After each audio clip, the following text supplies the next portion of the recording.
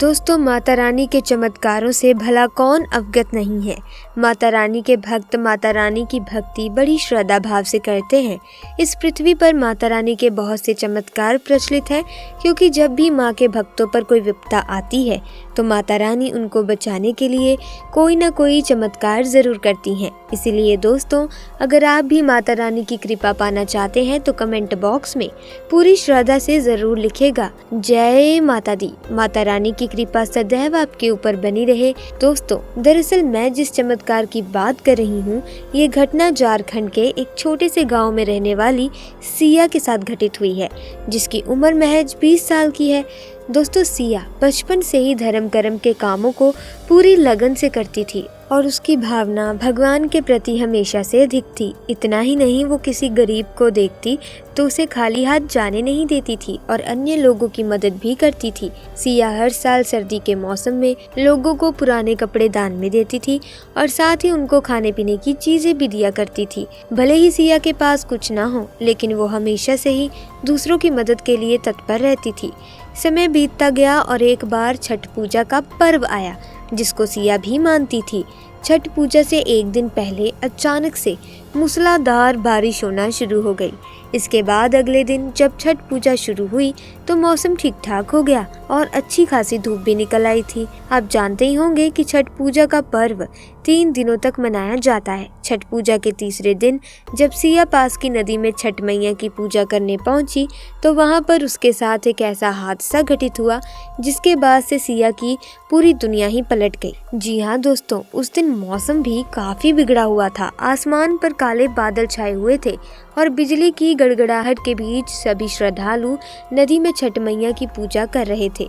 छठ पर्व के दौरान नदी में लोगों की भीड़ अधिक थी, जिस कारण नदी में धक्का मुक्की का माहौल बना हुआ था। वहीं लोगों की सुरक्षा के लिए सुरक्षा दलों को तैनात भी किया गया। ऐसे में सिया भी छठ मैया को जल अर्पित करने के लिए नदी में खड़ी हुई।